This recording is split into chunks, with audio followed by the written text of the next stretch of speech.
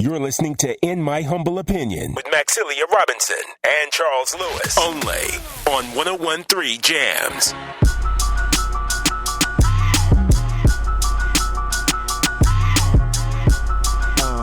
Really we were talking money at the bottom line of it.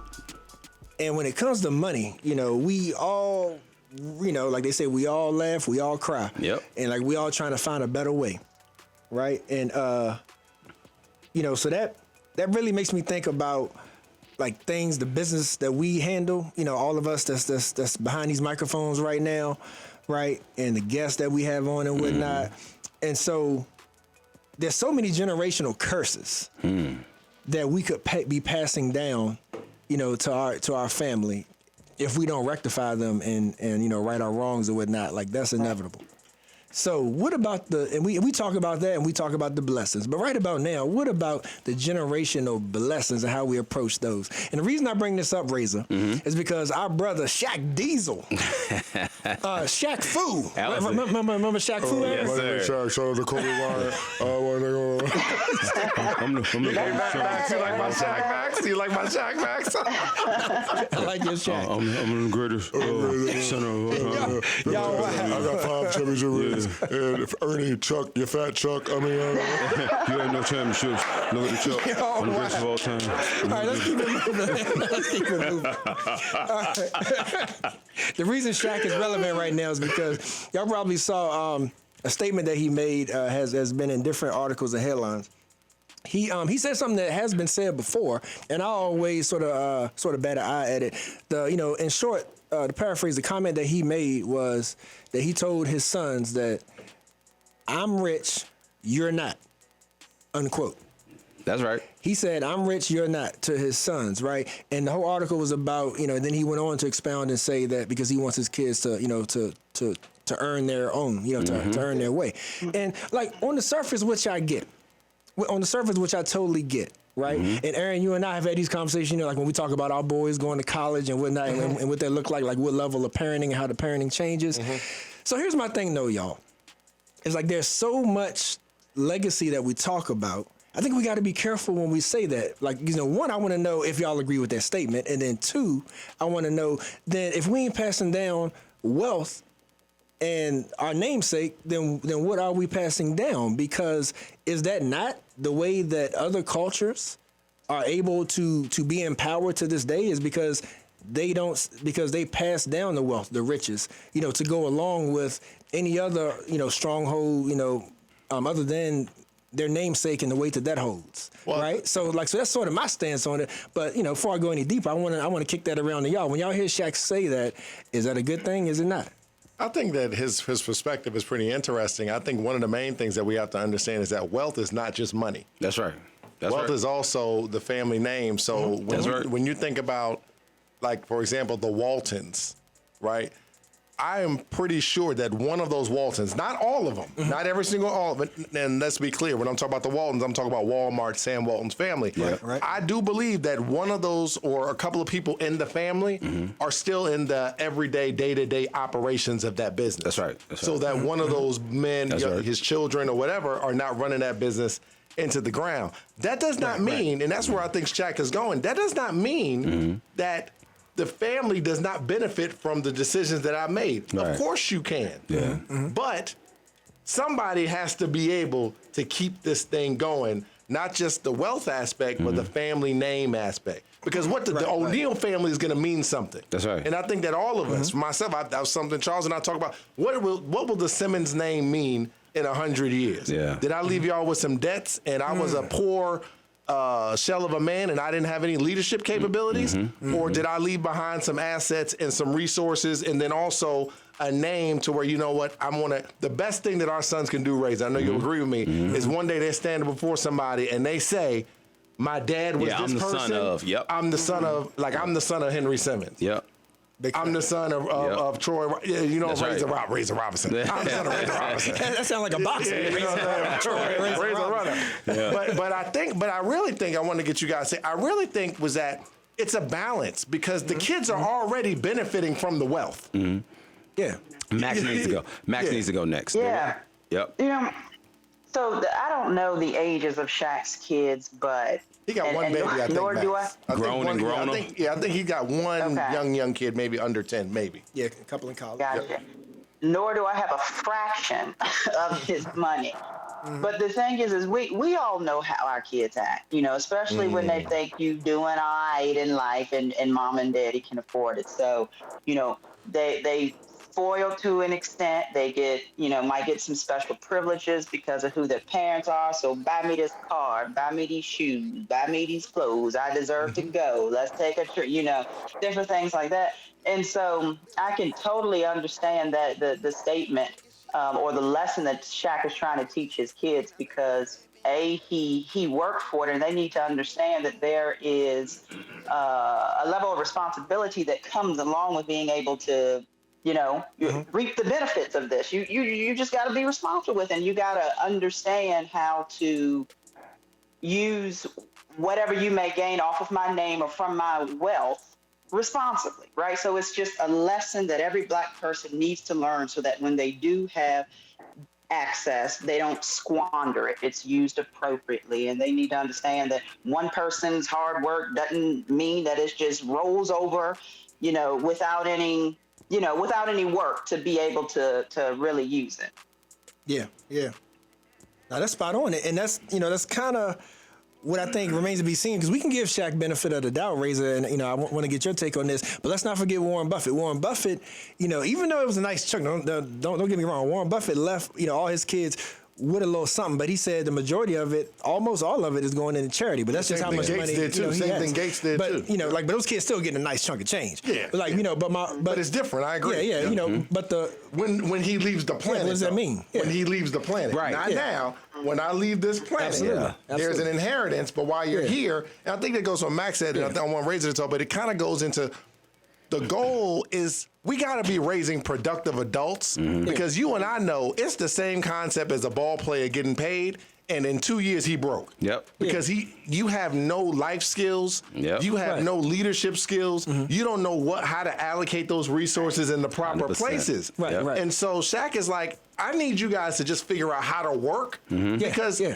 you might have to manage this one day. And think about it. Everything I did, I built a multi-billion-dollar business in 25 years. And Razor, you know this. You could blow it in 12 months. The whole thing could be done if you're not the right person. Yeah.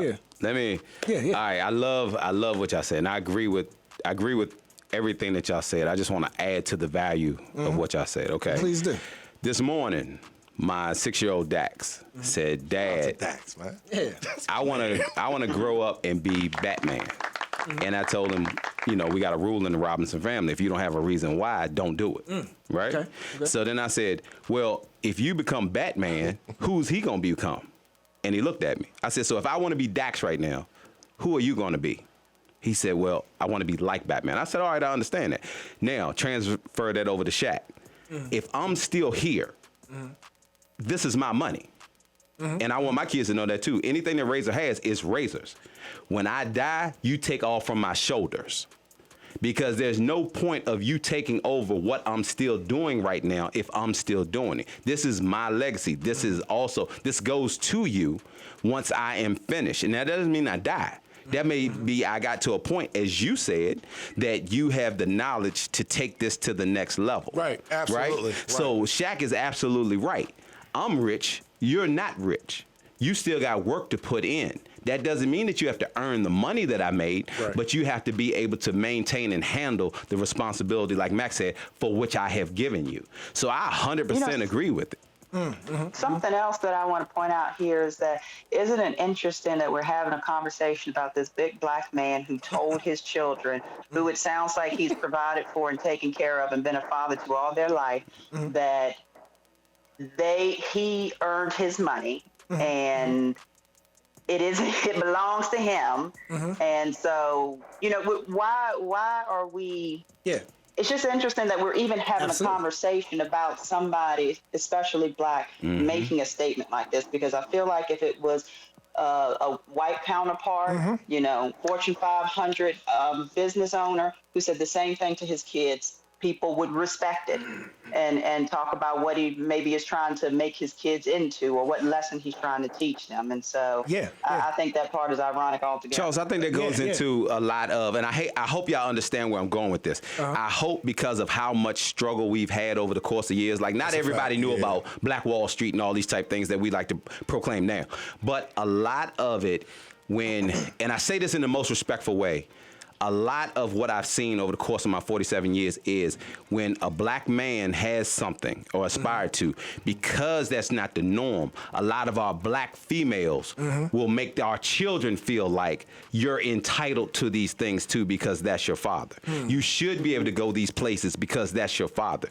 And the father, because he's in those rooms and in those board meetings and stuff, will know that no, it's not time for you yet.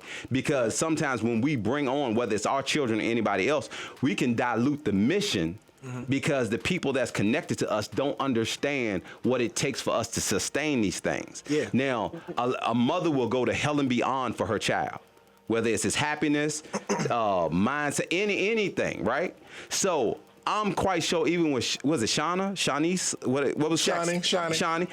Even with all that she has, and she's a millionaire too. So why are the children looking at Shaq's money and not looking at mama's money? The comment didn't come from, they think that their money is my ex-wife, wife, whatever, money is their money. They're talking about his money. And he responded as that it was singularly talking to him. So I think a lot of times personally that the way that it's looked upon in our black community is that it is the father's duty to pass out the spoils to the children when they want it, maybe not when they're ready. I also think that Max kind of alluded to it. I also think that this has a lot to do with our community's unfortunate excessive worshiping of celebrities as if that is real life every single day. Right. Because Shaquille O'Neal and his family are not real life every single day. Like we said about Jay-Z. That none of that is real life. You can look at it. I mean, he dribbled a basketball. He's an entertainer. Everyday life is principles, education, morals, leadership, and all these things that we're trying to attempt to not only just have money, but to have a good family name. That's right. And we don't. And here's the other thing, like what Razor just mentioned. Let's be real. I have heard some stories of local people that I've worked with, and they have people that are classified as white, very wealthy, and they were like, Aaron, I got a nephew and a son, and these fools won't get a penny. They not getting a penny here because they don't know how to because I need them to be good people. It doesn't. They don't even have to manage the business. I need them to be good people. Because they're not being good people right now. They're gonna mismanage the resources. And the reason why I say that is because Shaq making that statement also could mean, listen, y'all don't know everything that's going around. My money, your money, no. You don't know that this joker is failing out of school and he's being irresponsible. We don't know anything in the background. That's you know what I'm saying, Max? We just see it's Shaq. He got money, and he's just making a statement. Nobody knows what's going on in the background. And trust me, they are human beings. They are families. That's that entitlement thing, too. They have janky lifestyles, just like some of us have janky lifestyles. And there's things in the background that we don't see. So I always look at it, there's a reason why people are making those statements. You know? So, and Max. And that's also not, go ahead, Charles. I wanted to answer your question as well. You know, like to that point, I agree with the work ethic has to be there. Like, and I'm speaking as someone, you know, who is a guardian on some estates of folks in my family as well. You know, like so you got to be able to show that you're going to manage it. The reason I think that I wanted to talk about it, Max, is because since we talk about, you know, being black and leaving legacy, and a lot of us having to start from zero, starting from negative, right?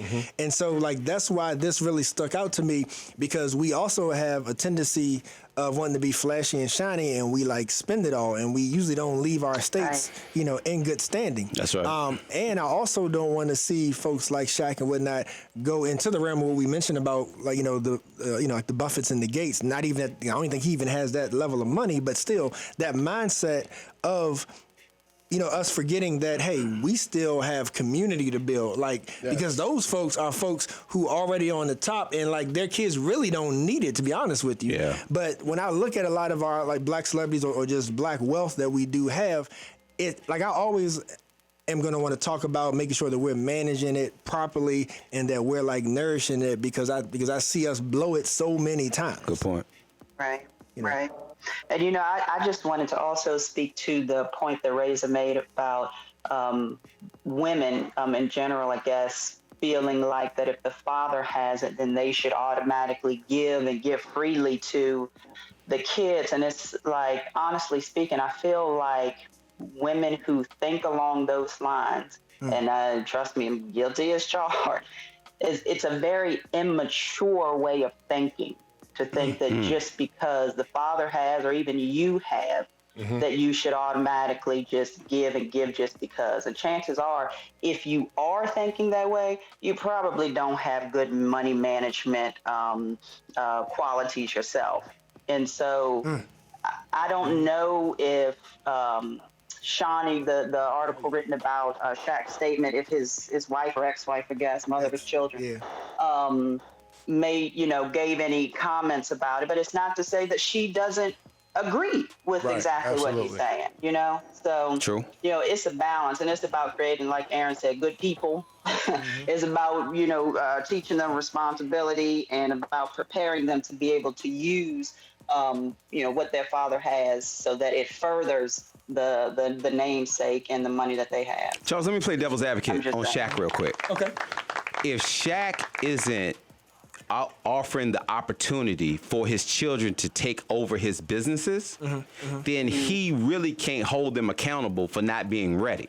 So if he's in these board meetings buying Papa John's and, you know what I'm saying, all these things, and he doesn't have his children, and he's saying, look, go practice basketball. You gotta be groomed. You can't, you can't groom them. But if he is offering the opportunity to come out here, learn my business, and they not doing nothing, if they decide to do otherwise, children or not, don't sit there and look in my face when you had the opportunity to grind and learn the business. Yeah. Because I ain't got nothing for you. So this actually falls into something that I heard somebody say the other day. Shout out to RC.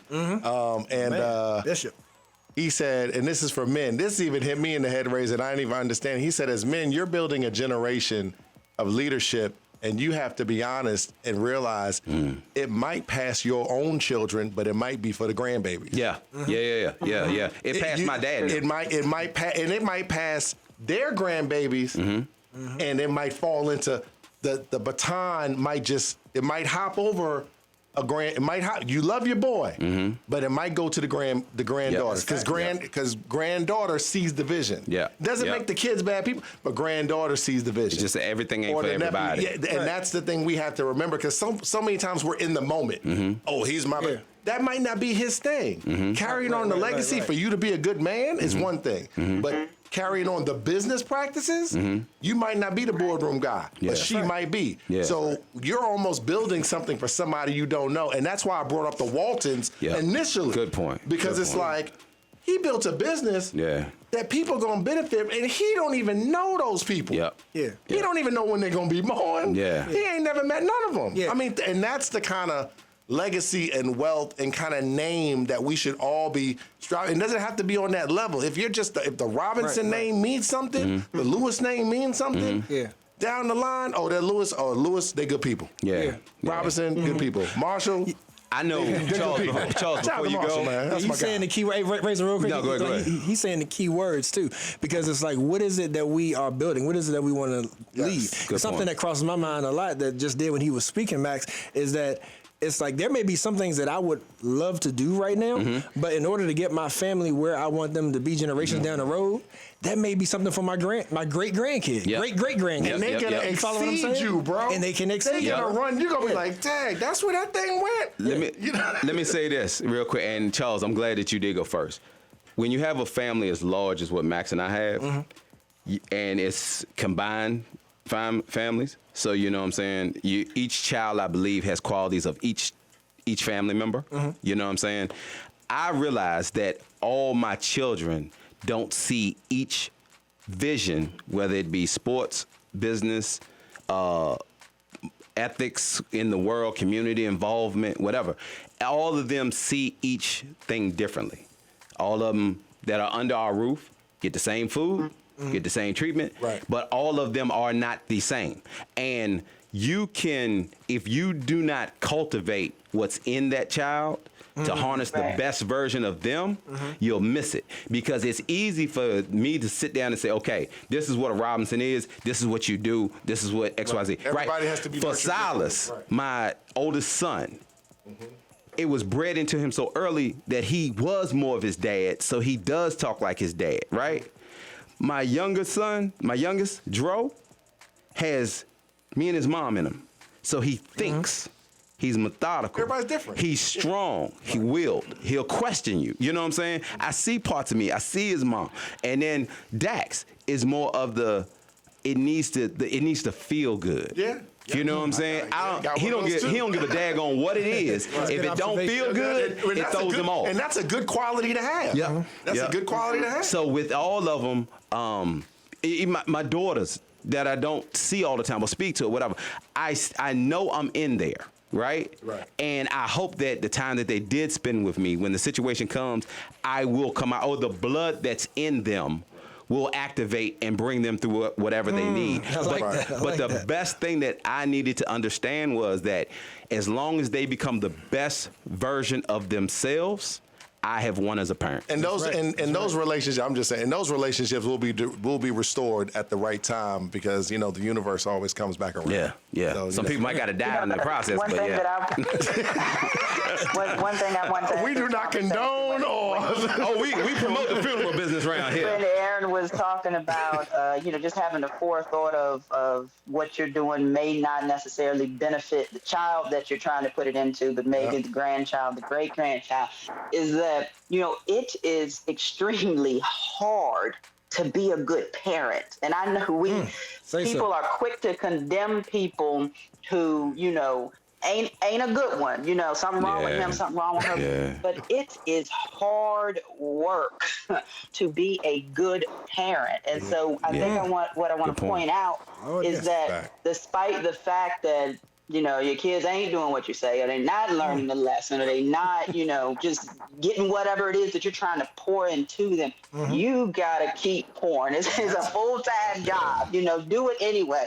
Because a lot of people will throw up their hands, and it's easy to do. It's, children can be difficult. That's sad but when you see that, you got to keep pouring so that it either benefits them at one point or has a possibility of benefiting the grandchild, the great-grandchild, so on and so forth. That's right. Good stuff, Max. Good stuff, y'all. Good and stuff. Max, take us to the bridge. Take us to the break. Yeah. Section of chocolate.